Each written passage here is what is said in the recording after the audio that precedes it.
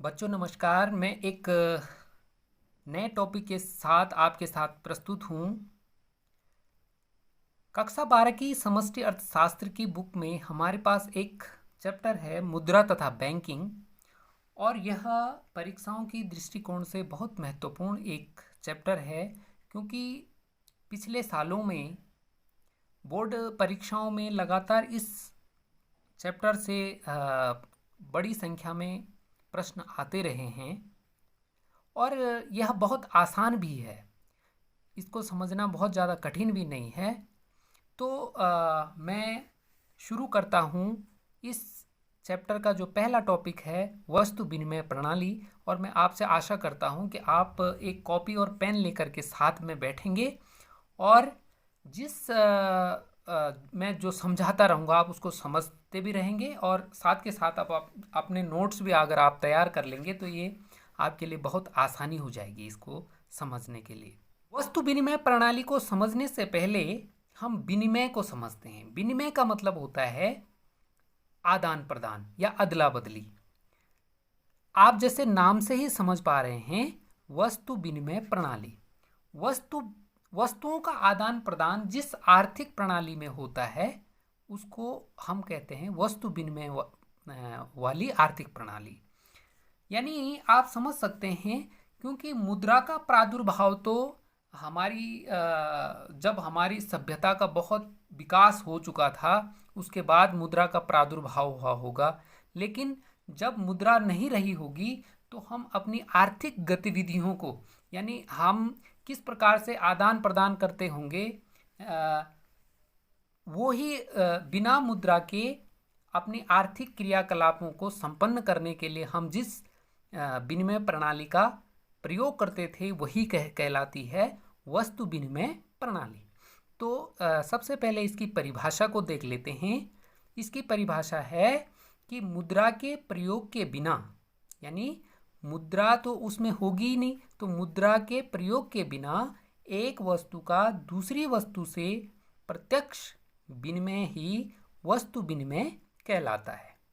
आपको मैं कुछ उदाहरण देकर के समझाता हूँ तो आप समझ जाएंगे। माना एक जुलाहा है, आप जानते हैं जुलाहा जो है वो कपड़े बनाने का काम करता है, और माना एक बकरी पालन करने वाला व्यक्ति है। अब क्या है कि अगर जुलाहे को बकरी की आवश्यकता है और जो बकरी पालने वाला है उसको अगर कपड़े की आवश्यकता है, तो वो आपस में क्या कर लेंगे, जुलाहा बकरी वाले को कपड़ा दे देगा और एक निश्चित मात्रा में उसको एक कपड़ा दे देगा, और बकरी वाला उसको बकरी दे देगा। तो उन दोनों के बीच एक आर्थिक गतिविधि यानी ये सौदा जो है संपन्न हो जाएगा बिना मुद्रा के। तो ये क्या कहलाएगा, एक वस्तु विनिमय प्रणाली का एक उदाहरण कहलाएगा। इसी प्रकार से मैंने एक और उदाहरण लिया है कि माना एक किसान है, किसान के पास अनाज होता है, और एक लोहार है, लोहार के पास लोहे के औजार होते हैं। माना अब जो है किसान को जो है अगर लोहे के औजारों की आवश्यकता है, दराती, कुदाल, फावड़ा, कुछ भी, और लोहार को जो है अनाज की आवश्यकता है, तो क्या करेगा, लोहार जो है वो किसान को लोहे के औजार दे देगा और उसके बदले में क्या ले लेगा, किसान से अनाज ले लेगा। तो ये उनके मध्य जो है वो एक आर्थिक गतिविधि यानी जो एक सौदा है वो संपन्न हो जाएगा, और ये क्या कहलाएगा, एक वस्तु विनिमय प्रणाली द्वारा संपन्न एक आर्थिक गतिविधि एक कहलाएगी। अब बात करते हैं कि वस्तु विनिमय प्रणाली की आवश्यक शर्तें क्या क्या हैं। वस्तु विनिमय प्रणाली की जो आवश्यक शर्तें हैं उनको हम इस प्रकार से उल्लिखित कर सकते हैं। सबसे पहले है मुद्रा का अभाव। जैसा कि मैं आपको पहले ही बता चुका हूं कि वस्तु विनिमय प्रणाली में मुद्रा का अभाव होता है, यानी जो हमारे पास मुद्रा है, मुद्रा आप समझते होंगे शायद, रुपया, पैसा, जो भी हमारे पास ये मनी जिसको हम एक्सचेंज के रूप में यानी विनिमय के लिए जिसका हम विनिमय के माध्यम का जो हम कार्य करते हैं वो मुद्रा उसका अभाव पाया जाता है, यानी रुपया पैसा उस प्रणाली में नहीं होता है। ये वस्तु विनिमय की वस्तु विनिमय प्रणाली की सबसे पहली आवश्यक शर्त है कि इसमें मुद्रा का अभाव पाया जाता है। नंबर दूसरी बात, आवश्यकताओं का दोहरा संयोग। यानी आवश्यकताओं का दोहरा संयोग से तात्पर्य यह हुआ कि जैसे मैंने यहाँ पर क्या कहा कि लोहार को अनाज चाहिए था, तो यानी और किसान को लोहे का औजार चाहिए था। तो यहाँ पर आवश्यकताओं का दोहरा संयोग का मतलब यह है कि लोहार को ऐसा व्यक्ति ढूंढना पड़ेगा कि जो लोहे के औजार के बदले उसे अनाज दे दे, और किसान को एक ऐसा व्यक्ति ढूंढना पड़ेगा कि जो अनाज के बदले उसे लोहे का औजार दे दे। तो जब इन दोनों की शर्तें पूरी होंगी तब ये क्या होगा, ये सौदा संपन्न हो सकता है। इसी को कहते हैं आवश्यकताओं का दोहरा संयोग। अगर किसान लोहे का औजार लेने से मना कर देगा तो वह लोहार के साथ ये सौदा संपन्न नहीं कर सकता है। यानी जब दोनों उस बात के लिए राजी हो जाएं, आवश्यकताओं का दोहरा संयोग का मतलब आप साधारण भाषा में ये समझ सकते हैं कि इस सौदे के लिए दोनों राजी होने चाहिए।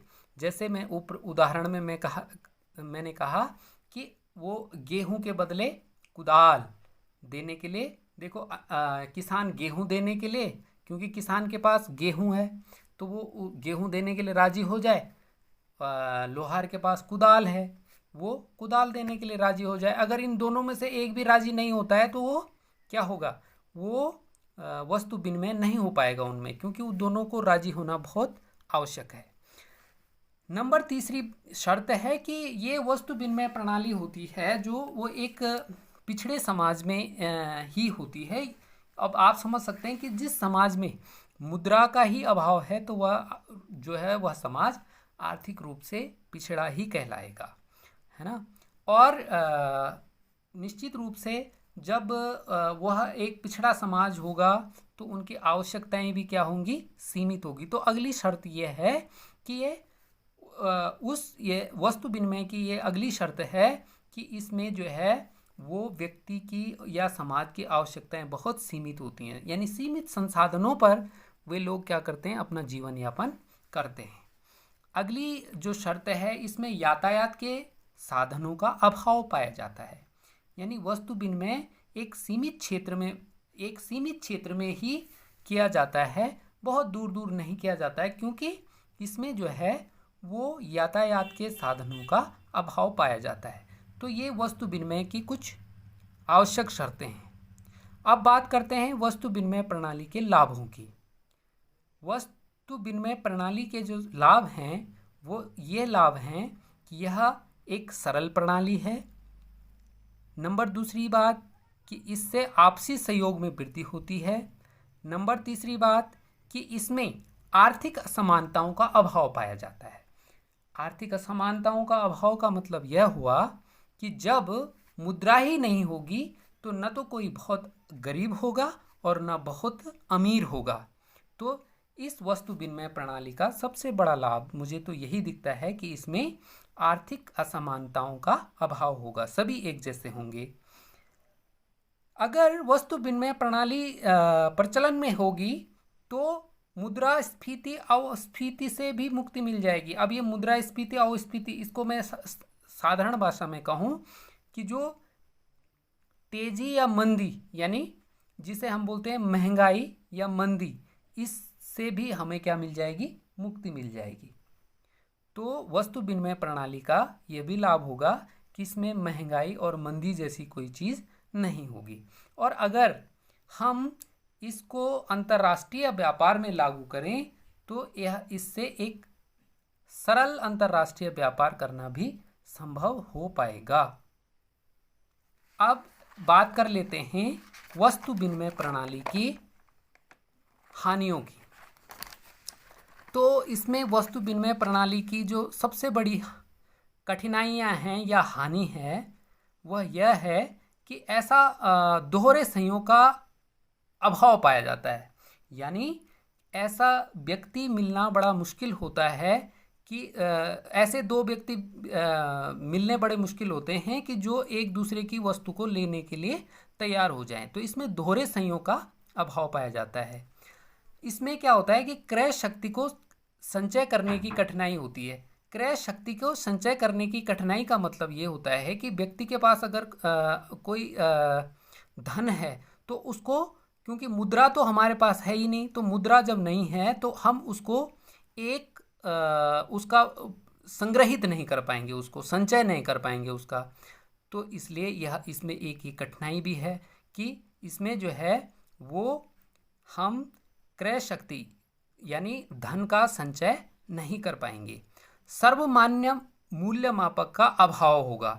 अब माना जैसे सौदे होते हैं, समाज में विभिन्न सौदे होते हैं, लेकिन कोई सर्वमान्य, जैसे हम देखो, आप दुकान में जाते हो तो आपको पता है कि पेन 5 रुपए का है, लेकिन अगर वस्तु विनिमय प्रणाली रहेगी तो आप उसमें यह निश्चित नहीं कर पाएंगे कि अमुक व्यक्ति आपको वो चीज़ किस चीज़ में मिल जाएगी आपको, है ना। तो एक सर्वमान्य मूल्य मापक का भी अभाव वस्तु विनिमय प्रणाली में रहेगा। अगली बात है कि इसमें मूल्य हस्तांतरण का भी कठिनाई रहेगी। मूल्य हस्तांतरण का मतलब, अगर सपोज करो कि मेरे पास एक घर है जो कि देहरादून में है, और अगर मैं उसको देहरादून से काशीपुर जाना चाहता हूँ मैं, तो मुझे क्या वो घर छोड़ना पड़ेगा। लेकिन अगर मुद्रा होगी तो हम क्या करेंगे कि देहरादून वाला घर बेच करके हम काशीपुर में नया घर ले सकते हैं। तो एक मूल्य का हस्तांतरण करने का कठिनाई भी वस्तु विनिमय प्रणाली में आती है।